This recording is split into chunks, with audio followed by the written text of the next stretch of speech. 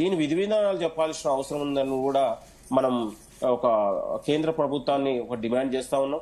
అప్పటికి 2011లోనే మనం ఒక బయోమెట్రిక్ విధానాన్ని అమలు చేసినటువంటి ఘనత కాంగ్రెస్. అంటే ఒక పారదర్శకంగా ఇవాళ ఏదో బీజేపీ కేంద్ర ప్రభుత్వం ఎన్నికల కోణంలో ఒకవైపు జమ్లీ తీసుకొచ్చి ఇంకోవైపు నియోజకవర్గాల పునర్విభజన తీసుకొచ్చి ఇవాళ మాకున్న స్ట్రెంత్ దగ్గర మళ్ళీ సీట్లను పెంచుకొని మళ్ళీ అధికారం రావాలి అనే ఒక స్ట్రెంత్ అయితే ఏదైతుందో దాన్ని అనుకూలంగా ఇవాళ ఒక కులగణన అంశాన్ని తీసుకొచ్చి ఈ దేశంలో మేము బడుగు బలైన వర్గాల పేద కులాల పట్ల మేము రిజర్వేషన్లు ఇచ్చిన చెప్పుకోవడానికి ఒక రాజకీయ కోణం గాని, అంటే మీరు తూతూ మంత్రం కాకుండా ఇది ఒక దాదాపు మనము 15 సార్లు భారతదేశంలో లెక్కించారు కాబట్టి ఇప్పుడు 2011 తర్వాత 2021లో కులగణన జరగాల్సి ఉండే. కరోనా టైంలో దాన్ని వాయిదేశారు కాబట్టి ఇప్పుడు దీన్ని ఒక యుద్ధ ప్రాతిపదికన చాలా లోతుగా అధ్యయనం చేయాల్సిన అవసరం ఉంది.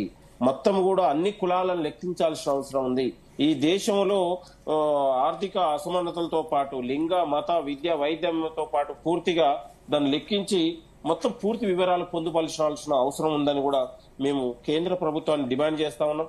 ఏదో మీరు చేసినామంటే చేసిందనే కాకుండా ఇప్పుడు ఆనాడు ఇంత ఉన్నటువంటి టెక్నాలజీ లేనప్పుడే ఇంత పెద్ద అవేర్నెస్ ఇంత పెద్ద ఉన్నటువంటి అప్పుడప్పుడే జరుగుతున్నటువంటి సాఫ్ట్వేర్ యుగంలో అప్పటికే కాంగ్రెస్ ప్రభుత్వం చాలా లోతుగా అధ్యయనం చేసి ఆ వివరాలను పొందుపరిచినప్పుడు దాన్ని కొలమానికమే నేటికి కొనసాగుతున్నటువంటి పరిస్థితి. కాబట్టి సామాజిక ఆర్థిక కులగణన socio economics cost senses SEC భాగంగా 2011లో ఒక గొప్ప ప్రయత్నం జరిగింది. మరి దీని విధి విధానాలు కూడా పొందుపరచాలి. 1931 లెక్కల జనాభా ప్రకారమే కులాల సంఖ్య 4000 ఉందనేది మనం ఆధారాల ద్వారా చూసినాం. అంటే కేంద్ర ప్రభుత్వం అన్ని ప్రతిపక్షాలను ఏకం చేసి అన్ని రాష్ట్రాల ముఖ్యమంత్రులు అన్ని రాష్ట్రాల పార్టీల అభిప్రాయాలను కూడా తీసుకొని దీన్ని లోతుగా అధ్యయనం చేసి ఈ దేశంలో ఒక పేదరిక నిర్మూలన కోసం, బడుగు బలహీన వర్గాల రాజ్యాధికారం కోసం, బడుగు బలహీన వర్గాలకు రిజర్వేషన్ కల్పించే దిశగా అధ్యయనం చేయాలనేది కూడా కాంగ్రెస్ పార్టీ మొదటి నుంచి, రాహుల్ గాంధీ గారు కాంగ్రెస్ పార్టీగా ఇది మొదటి నుంచి కూడా ఈ యొక్క ప్రయత్నం జరుగుతూ ఉంది. దీన్ని ఇంప్లిమెంట్ చేసే ప్రయత్నం కొనసాగింపుగా ఉండాలనేది మా ఆలోచన. అంటే ఓబీసీ వర్గాలకు రిజర్వేషన్లు అవసరం అనేది మొదటి నుంచి కాంగ్రెస్ పార్టీ కూడా కోరుకుంది. అసలు ఈ దేశంలో రిజర్వేషన్ల వ్యతిరేక పార్టీ కదా బీజేపీ. అది తీవ్రమైన వ్యతిరేకత వస్తుందనే నేపథ్యంలోనే ఈ యొక్క కులగణనను ఎత్తుగడగా తీసుకుందనేది మా అందరి అభిప్రాయం. రైట్. అరవింద్ గారు ఏం చెప్తారు? అంటే కులగణన జనగణనపై ఎంత చర్చ జరుగుతున్నా కూడా అసలు బీఆర్ఎస్ పార్టీ ఎక్కడ కూడా నోరు మెదపట్లేదు. అంటే కులగణనకి బీఆర్ఎస్ వ్యతిరేకం అనే విమర్శలు వ్యక్తమవుతున్నాయి. ఏం చెప్తారు సార్? ముమ్మాటికి మేము కులగణకు కానివ్వండి జనగణకు కానివ్వండి మేము ముమ్మాటికి వ్యతిరేకం కాదు.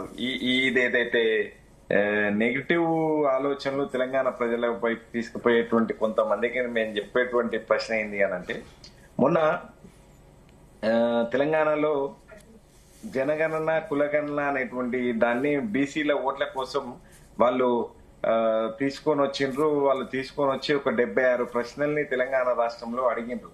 వాళ్ళు అడిగేటువంటి క్రమంలో తెలంగాణ ప్రజలందరూ కూడా సరే మీ కులం ఏంది ఉపకులం ఏంది అనేంత వరకు ఓకే, కానీ ఇంకొక దానికి వచ్చి మీ ఇంట్లో ఫ్రిడ్జ్ ఉందా, మీ ఇంట్లో టీవీ ఉందా, మీ ఇంట్లో ఉన్నాయా అని చెప్పి ఇట్లా రకరకాలుగా ఏ రాజకీయ పార్టీలతో సంబంధం ఉంది మీరు అని ఇట్లా అనేక ప్రశ్నలు. ఏ రాజకీయ పార్టీలతో సంబంధం అని ఎక్కడ అనలేదండి. ఎందుకట్లా మీరు గాలి మాటలు మాట్లాడతారు అనేది?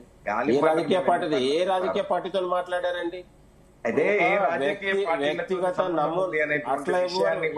రాజకీయ పార్టీతో వినాలి సార్. హలో, మీరు దయచేసి మీరు మాట్లాడినప్పుడు ఓపికగా వినాలి దయచేసి. మీరు మాట్లాడినప్పటికీ కూడా తెలంగాణ ప్రజలందరూ కూడా చాలా స్పష్టంగా వాళ్ళు నిలదీసిండ్రు. మీరు 100 రోజులలో అమలు చేస్తామన్నటువంటి 6 గ్యారెంటీల ముచ్చటేంది అనేటువంటి విషయాన్ని తెలంగాణ ప్రజలు అడిగిండ్రు.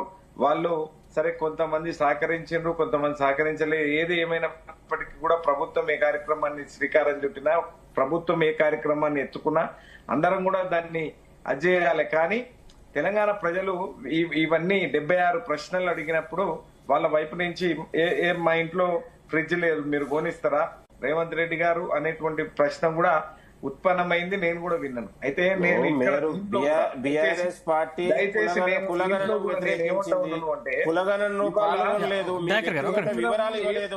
కులగణనలో మీ వ్యక్తిగత వివరాలు లేదు. ఇప్పటికీ రాష్ట్ర ప్రభుత్వం తీసుకొచ్చినట్టు కులగణనకు మీ స్టాండ్ ఇంతవరకు తెలపలేదు. మీరు ఇవాళ మాట్లాడుతుంటే ఎట్లా నేను ఇవాళ